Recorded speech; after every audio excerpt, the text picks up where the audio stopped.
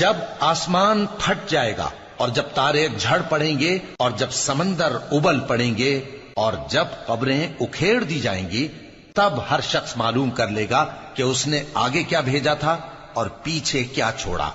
اے انسان، تجھ کو اپنے رب کریم کے بارے میں کس چیز نے دھوکہ دیا؟